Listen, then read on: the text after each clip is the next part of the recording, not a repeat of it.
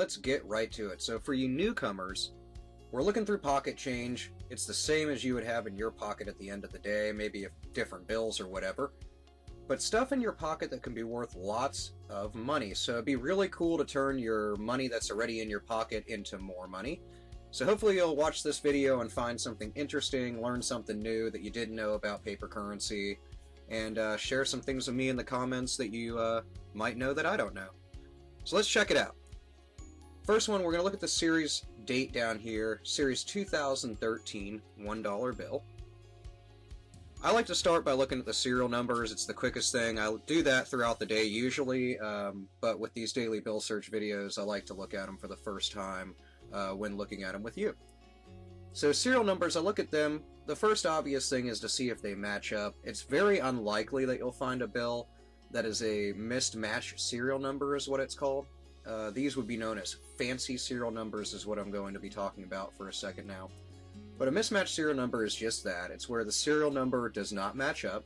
I've seen this only a couple of times in person and then of course online.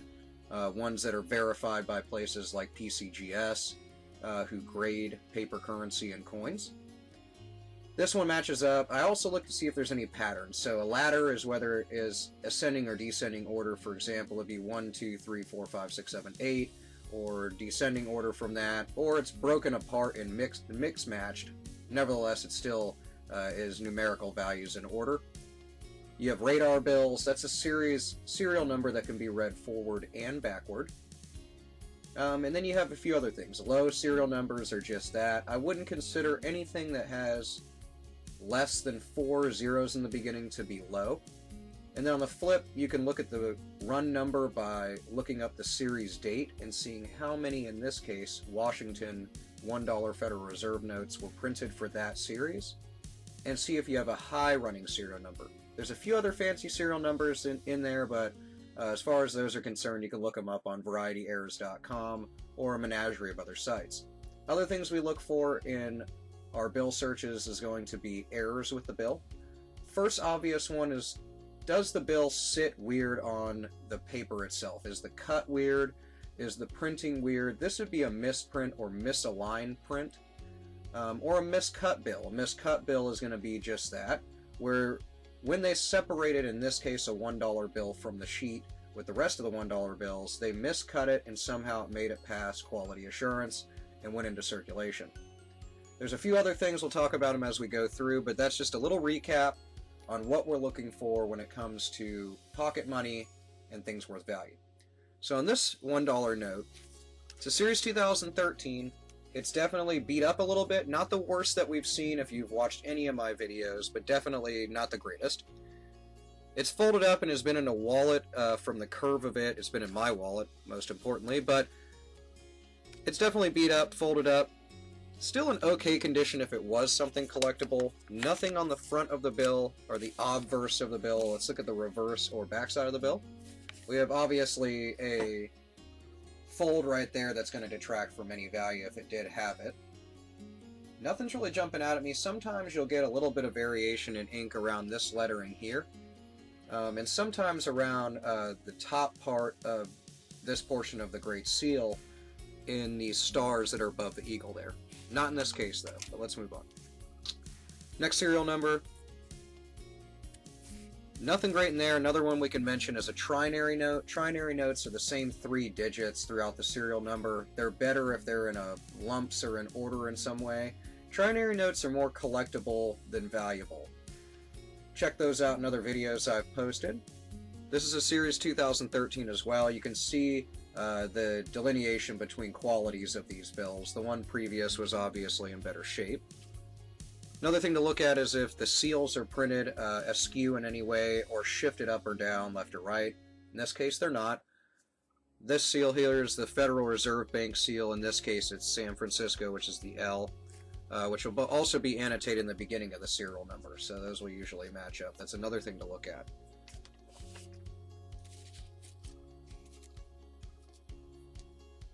Nothing here. That's the position number, is what this little 77 is. It'll be different on every bill, of course. Next bill.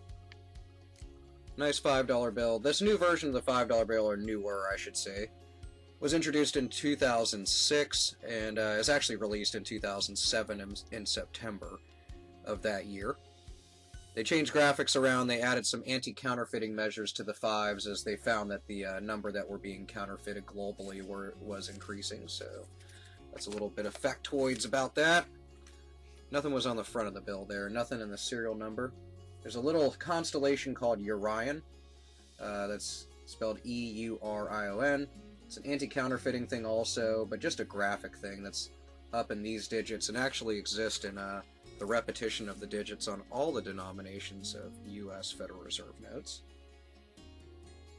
Series 2013 $20 bill, also a newer version, post-redesign. We'll see some changes in ones as they come out in the 2020s. The newer bills didn't have anything to change really about them.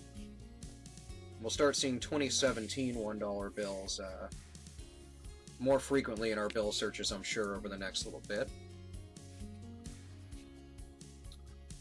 Series 2013, also probably the most common series year we'll see in our bill searches. You'll notice bleeding, and I'll bring it close to the camera in a second, but there's going to be some bleeding between the numbering on the serial number on this lower left-hand serial number.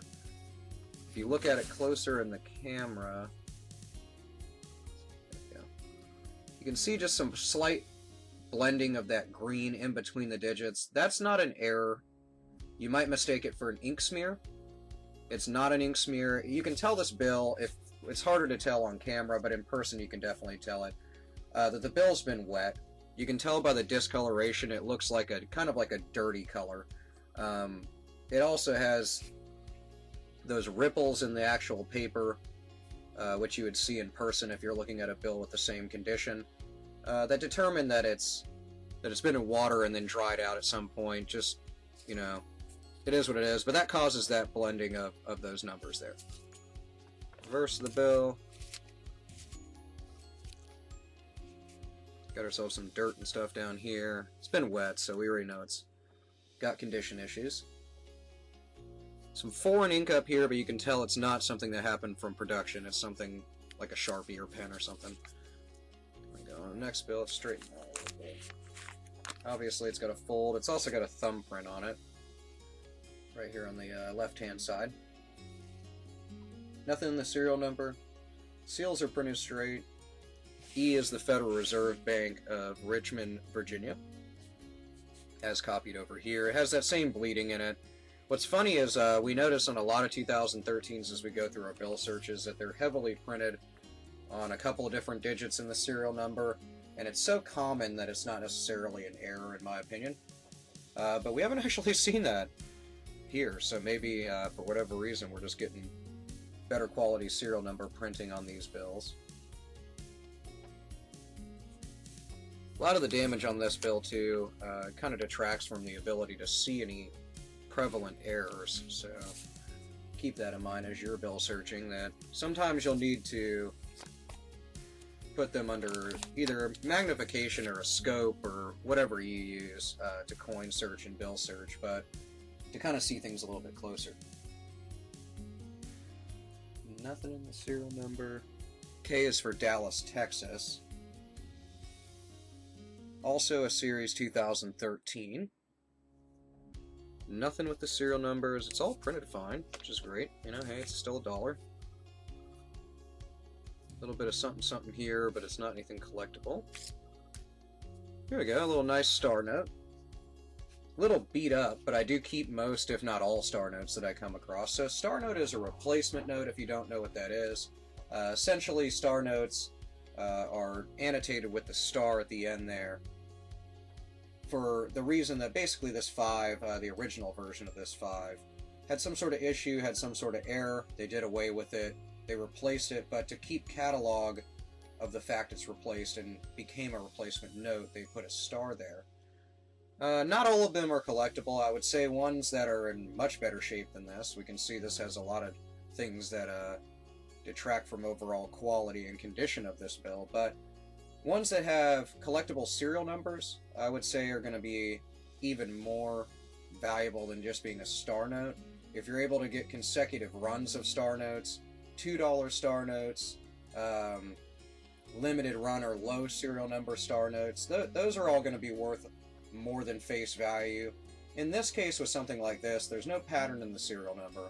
It is a star note, but it's so beat up, I wouldn't really value this at any more than $5. Maybe $6 if somebody really, really wanted every star note they could get a hold of. But in this case, it's just not super valuable or any premium over face value of $5.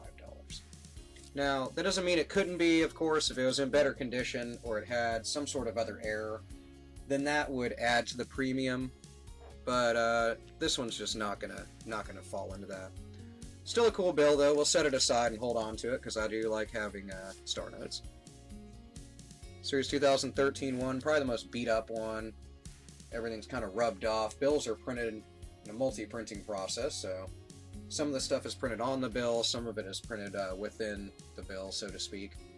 So that's why you'll notice that the serial numbers and stuff stay pretty prominent despite the rest of the bill having issues. Lots of discoloration from water or oils from your hands or whatever. 2013, that's been all the $1 bills we've looked at, so at least we've gotten some repetition of examples of those specimens from the 2013 series of federal $1 bill, Federal Reserve notes.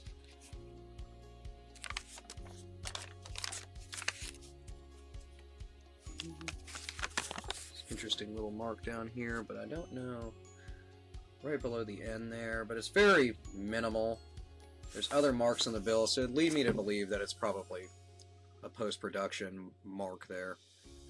2009 series, this is the most discolored one, both from age and then water, sunlight, so on and so forth. Definitely beat up. Nothing in the serial number. We haven't got any birthday notes, date bills, or radars, or any of that stuff. This one's also pretty ripped up, so it's seeing the end of its life almost. $1 bills, we as users of money go through $1 bills quicker than any other denomination, which is, pretty probably self-evident just from how many $1 bills you probably go through on a daily or weekly or monthly basis if you think about it. 2013 series $1 bill. This one has that over-inking I referred to earlier in the video. Slightly on this one, but on the third digit from the left, that 4 there is a little bit heavier. You'll see ones that are heavier than this. I've only held on to one personally, and it was just such a dramatic over-ink on that. It was, I think, a 5 or 6 in that case, but it was just so prominent that I felt it was a good example of that over-ink and held on to it for that reason. Albeit, I see it so often, I wouldn't say it's any premium over face value. So, track it for collectability, but I wouldn't purchase it at anything more than, in this case, $1. Last but not least, 2013 $5 bill. Nothing really in here. This is, again, this E106 right next to this one. It would be different on your $5 bill, is the placement of it on the sheet before it's cut. Nothing here, really. You'll notice that $1 bills have a letter that's going to be in the Federal Reserve seal. Other denominations are not. Nothing on the back. There's a little bit of a heavy pressing. You can see a portion of the serial number through the paper here. But it's not enough to call home about. And it's just beat up and wrecked up. So I wouldn't say it's worth really anything more than face value, but hey, it's still $5 and that's a sandwich somewhere. So the one thing I will hold on to, because I love star notes, is going to be this $5 bill, series 2013. Nothing in the serial number. I wish this was more like an 1813 or 1913 or 2013, because then we'd have a good date note or birthday note being June 16th in 2013 or whatever. But in this case, still a star note, still something a little bit collectible and to add to my star note collection. So hey, a little bit of finding something is a lot better than finding nothing. But in either case, this is the best hobby ever because you still end up with the same money you started with if you find nothing. Thanks for joining me in another video where we look through pocket change and try to find things worth a ton of money. Maybe we'll get even luckier next time, and I will see you in the next video tomorrow as we go through more money. Have a great evening.